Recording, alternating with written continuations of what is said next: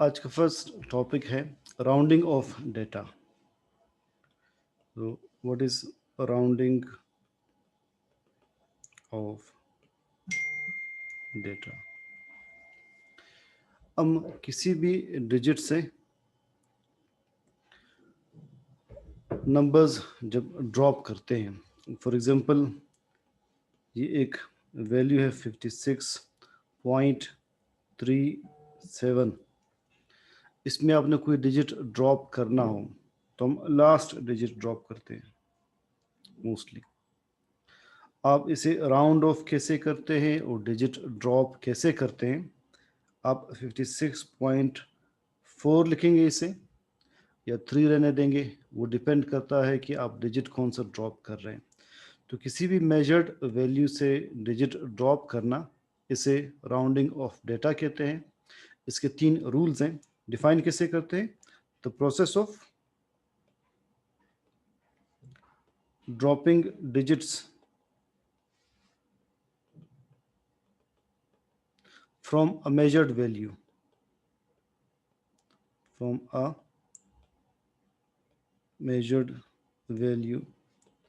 is rounding of data। किसी भी measured value से कोई डिजिट ड्रॉप करना, इसे राउंडिंग ऑफ डेटा कहते हैं। इसके रूल्स, नंबर 1, जो डिजिट आप ड्रॉप कर रहे हैं लाइक दिस वन, अगर ये 5 से ग्रेटर हो तो आप नेक्स्ट में 1 ऐड करेंगे। जो डिजिट ड्रॉप कर रहे हैं अगर वो 5 से ग्रेटर हो तो सेकंड लास्ट में आपने 1 ऐड करना है। So if the digit dropped if the digit dropped is greater than 5, it is greater than 5, then 1 is added to the last remaining digit, then 1 is added to the last remaining digit। तो देखिए case ये बन जाएगा, for example 56.37, इसे drop कर ले, इसे round of कर ले, क्या आंसर बनेगा? 47.28। इसे राउंड ऑफ कर ले, क्या आंसर बनेगा? 58.67। इसे राउंड ऑफ कर ले, क्या आंसर आएगा? देखिए पहले का आंसर देखते हैं। 56.37 ये बन जाएगा 56.4।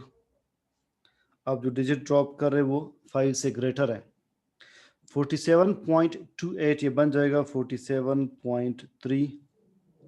58.67 बन जाएगा 58.7। तो एक एक आपने ऐड किया है। जो डिजिट आप ड्रॉप कर रहे हैं अगर वो 5 से लेस हो तो कुछ भी आप ऐड नहीं करेंगे। देखिए second, if the digit dropped is less than 5, if the digit dropped is less than 5, like अगर आप ये नंबर देखें फिर 46.4, 46.34, 58.23, 59.12, आप जो डिजिट ड्रॉप कर रहे थे कि यहाँ पर 4 ड्रॉप कर रहे हैं, यहाँ पर 3 ड्रॉप कर रहे हैं, यहाँ पर 2 ड्रॉप कर रहे हैं राउंड ऑफ करते वक्त। तो चूंकि तीनों वैल्यूज़ 5 से लेस हैं, लिहाजा नेक्स्ट रिमेनिंग डिजिट में कुछ भी ऐड नहीं होगा। It remains 46.3, the next one remains 58.2 and the next one remains 59.1। ठीक है, तो इसमें आपने कुछ ऐड नहीं किया। अब थर्ड, जो डिजिट आप ड्रॉप कर रहे हैं वो ना 5 से ग्रेटर हो ना 5 से लेस हो, एग्जैक्टली 5 हो, फिर क्या करेंगे? तो थर्ड क्या बनेगा case? If the digit dropped is 5, if the digit dropped is 5। अब दो पॉसिबिलिटीज हैं। एक पॉसिबिलिटी देखिए 46.25, 46.35, जो डिजिट आप ड्रॉप कर रहे हैं वो 5 है। नेक्स्ट को आपने देखना है इस केस में। नेक्स्ट अगर इवन नंबर हो, जुफ्त हो, 2 इवन नंबर है। इवन नंबर्स 0 से स्टार्ट होते, तो 0 by mathematicians is considered as even. तो 0 2 4 6 8 ये सारे इवन नंबर्स हैं। 1 3 5 7 9 ये ऑड नंबर्स हैं, यहाँ पर 3 ऑड नंबर हैं।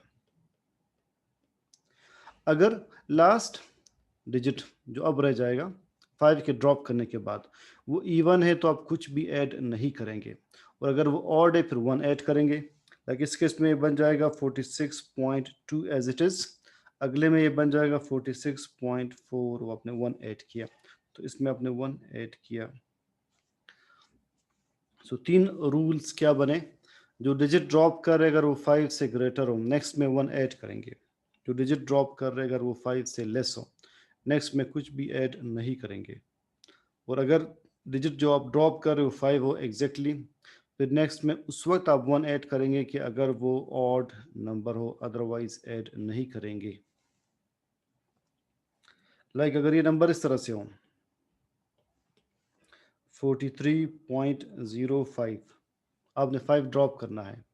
0 में बता रहा हूँ कि इवन नंबर है, तो आपने इसे लिखना होगा 43.0, कुछ भी ऐड नहीं होगा। 0 इज इवन नंबर। तो इवन नंबर्स में आपने कुछ ऐड नहीं करना अगर 5 का केस हो। बाकी 2 केस में आपने इवन या ऑड का केस नहीं देखना। नेक्स्ट 2 डेफिनेशंस है, precision and accuracy. What is precision, what is accuracy? अगर आप एक सब्सटेंस की मेजरमेंट कर रहे हैं, सपोज हम लेंथ मेजर कर रहे हैं, हम एक रॉड की लेंथ मेजर करते हैं। एक बार आपने इसकी लेंथ मेजर की, फर्स्ट एक्सपेरिमेंट में आपने लेंथ मेजर की, आंसर आया 7.3 सेंटीमीटर। फिर आपने लेंथ मेजर की, आंसर आया 7.4 सेंटीमीटर। फिर लेंथ मेजर की, आंसर 7.3 आ जाए, 7.4 आ जाए, ये 7.5 सेंटीमीटर आ जाए। थर्ड एक्सपेरिमेंट, आपने 3 बार इसकी लेंथ मेजर की और तीनों बार वैल्यूज आपस में क्लोज हैं। कि वैल्यूज आपस में किस तरह क्लोज है? 7.3, 7.4, 7.5 बिल्कुल क्लोज वैल्यूज हैं, 0.1 का फर्क है। अगर वैल्यूज आपस में क्लोज हो, इसे प्रिसिजन कहते हैं। So what is precision? The closeness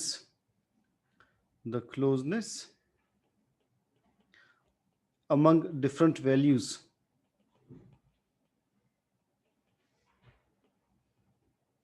when the same quantity is measured again and again. When the same quantity is measured again and again.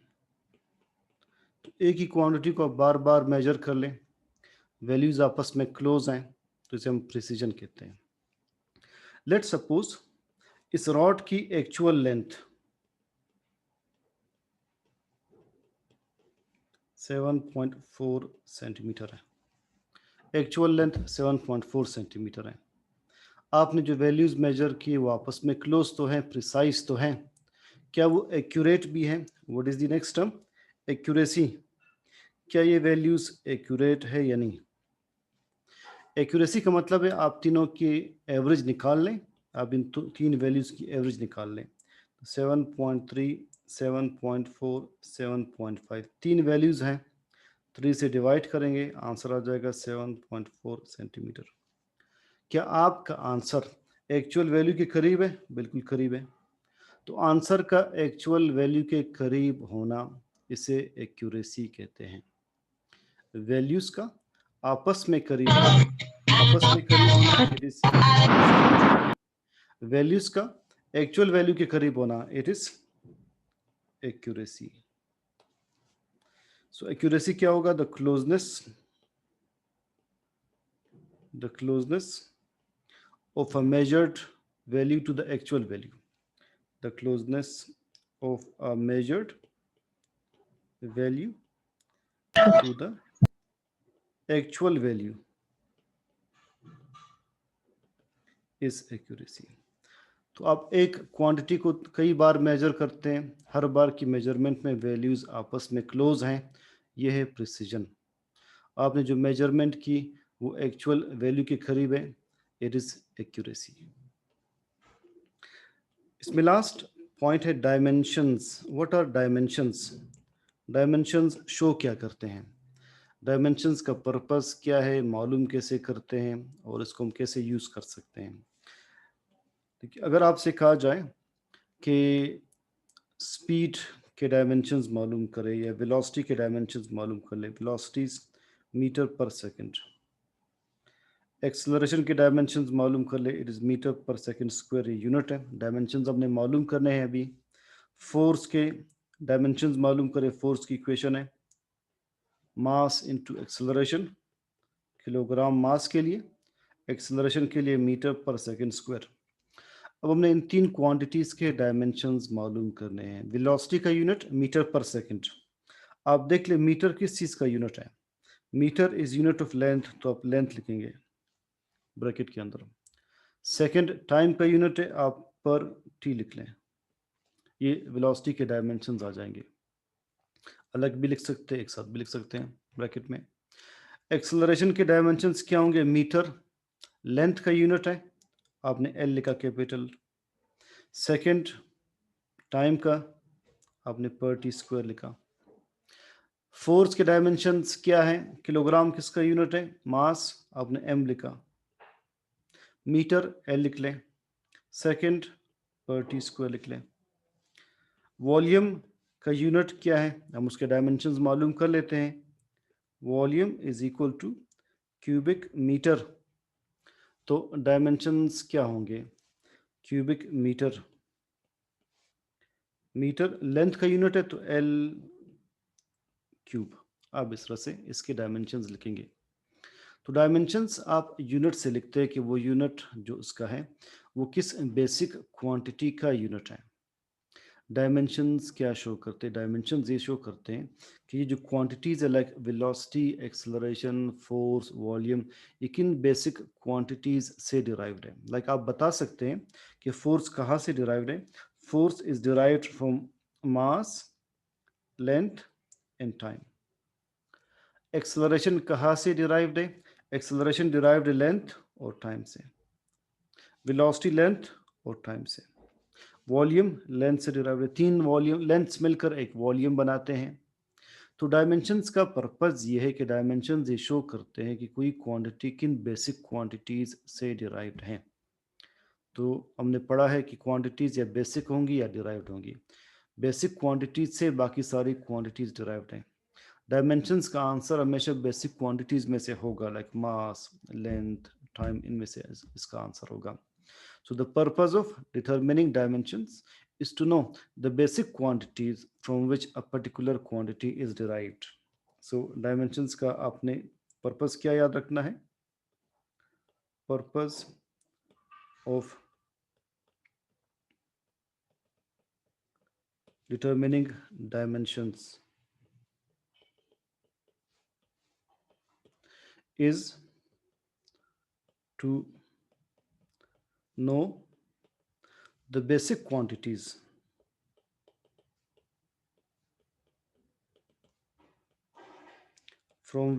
quantities from which a particular quantity is derived, from which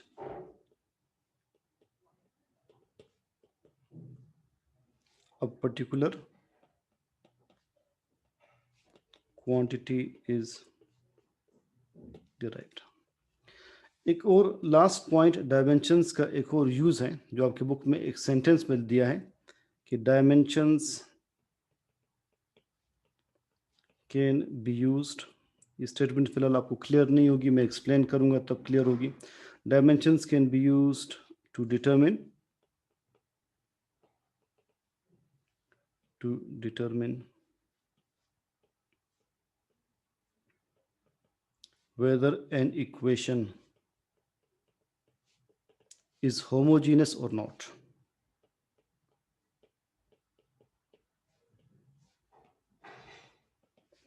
What is a homogeneous equation? पहले let's see एक example देखते हैं. Book में ये example solve किए. v equal to f into length upon mass. हमने ये proof करना है कि इस इक्वेशन में लेफ्ट साइड के डायमेंशंस राइट साइड के डायमेंशंस के इक्वल आएंगे. अगर दोनों तरफ डायमेंशंस इक्वल हो तो हम कहेंगे कि ये इक्वेशन होमोजीनस है. इक्वेशन होमोजीनस है. अगर इक्वेशन के दोनों साइड्स पर डायमेंशंस सेम आए तो वो होमोजीनस होगी. कैसे प्रूव करते हैं? Let's see. Velocity as it is लिख लें. फोर्स किसके इक्वल है? Force is equal to mass into acceleration. तो आप फोर्स की बजाय मास इनटू एक्सेलरेशन लिख लें. लेंथ पहले से लिखी है, नीचे मास अलग से मेंशन किया है. अब आप यूनिट्स लिख लें. वेलोसिटी का यूनिट क्या है? मीटर पर सेकंड वेलोसिटी का यूनिट है. मास का यूनिट किलोग्राम.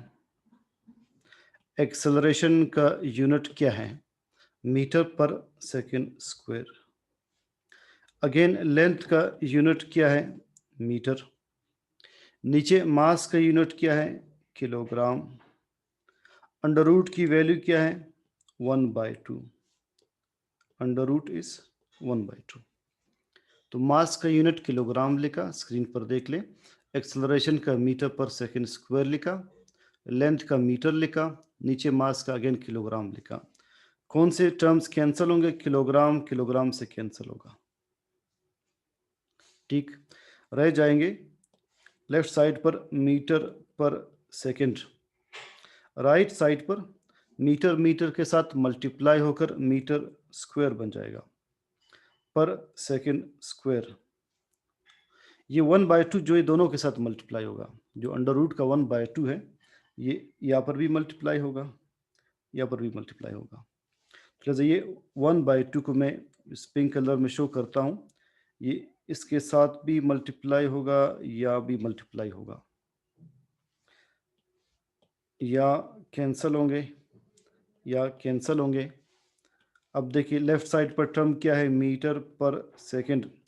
राइट साइड पर टर्म्स क्या रह जाएंगे? Metre per second. Left side के डायमेंशंस क्या होंगे? राइट साइड के क्या होंगे? m पर l.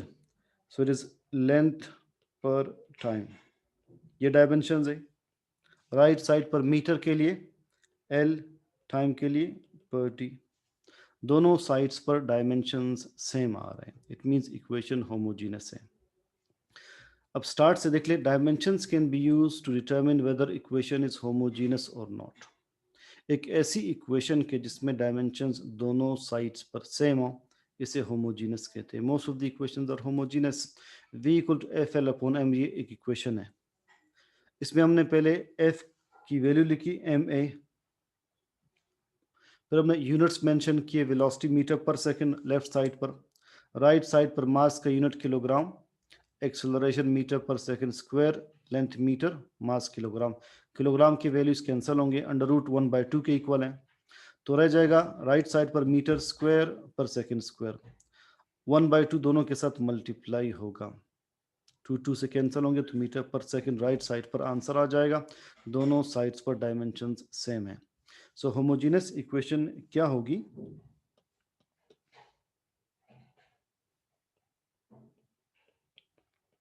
What is homogeneous equation?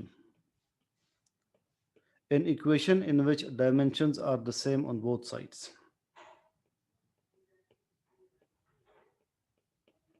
An equation in which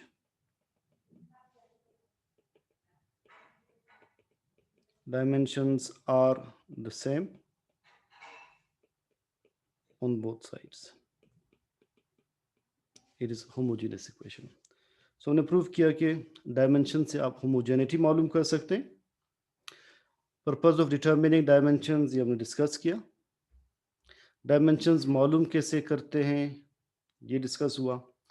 precision, values आपस में क्लोज हो तो ये प्रिसिजन है, वैल्यूज एक्चुअल वैल्यू के करीब हो ये एक्यूरेसी है। और इससे पहले राउंडिंग ऑफ डेटा के 3 रूल्स हमने डिस्कस किए। यहाँ पर ये चैप्टर 1 कंप्लीट हो जाता है। हम चैप्टर 3 इंशाल्लाह कल स्टार्ट करेंगे। चैप्टर 2 आप डिस्कस कर चुके हैं।